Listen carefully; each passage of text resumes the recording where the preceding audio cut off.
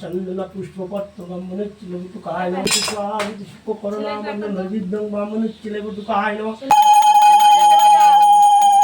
দ্বিতীয় থেকে আরম্ভ করে দশমীর ভেতরে যে শনিবার ও মঙ্গলবার পড়বে সেই বারে এই ব্রত করার নিয়ম। সদাবা মাত্রই এই ব্রত করতে পারে।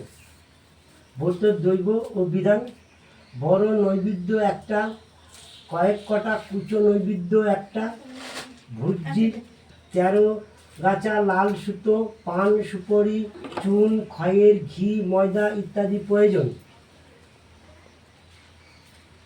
তাকে হবিষ্যি করে থাকতে হয়। নারদ ঋষি চা করলেন, প্রভু আপনি তো মঙ্গলময় আর সব রকম মঙ্গলের কারণ। এখন বলুন তো কি ব্রত করলে মানুষের সব রকম বিপদ থেকে মুক্তি পেতে পারে? নারদের কথা শুনে মহাদেব বললেন, যে স্ত্রীলোকে বিপদতারিণী ব্রত করে সেই সব বিপদ থেকে উদ্ধার পায়। নারদ জিজ্ঞাসা করলেন, পূর্বে এই ব্রত কে করেছিল, তার নিয়ম কি এবং ফল তুমি অনুগ্রহ করে বলুন। নারদের কথা শুনে মহাদেব বললেন, পুরকালে বিবাদ রাজ্যে একজন সত্যনিষ্ঠ রাজা ছিল। তার স্ত্রী ছিলেন নানা গুণপদী সম্পদ। এই ঘটনাচক্রে একদিন এক চামরের বউয়ের সঙ্গে তার পরিচয় হয়। লুকিয়ে লুকিয়ে তারা অনেক জিনিসপত্র দেওয়া নেওয়া করতে লাগে। একদিন দুজনে নানা কথাবার্তা বলার মাঝখানে রানী বললেন, কখনো গোমাংস আমি দেখিনি, তুমি একটু গোমাংস লুকিয়ে আমাকে এনে দিতে পারবে?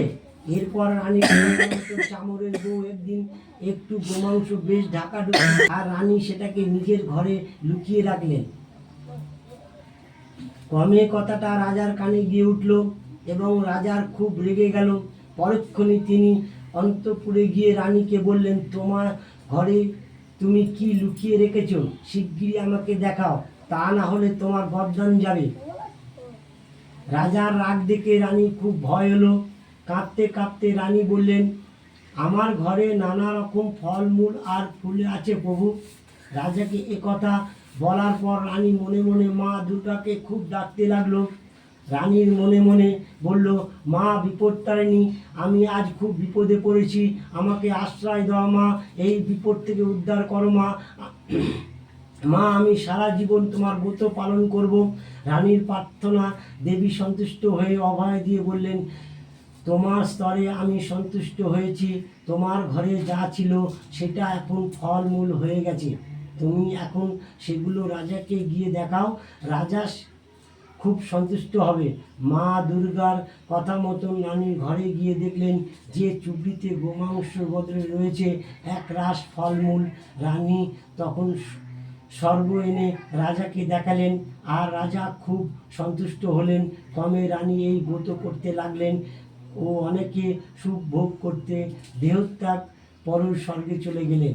ব্রত কথা, এই ব্রতর ফল, এই ব্রত পালন করলে সংসারে কোনো বিপদ আপদ থাকে না।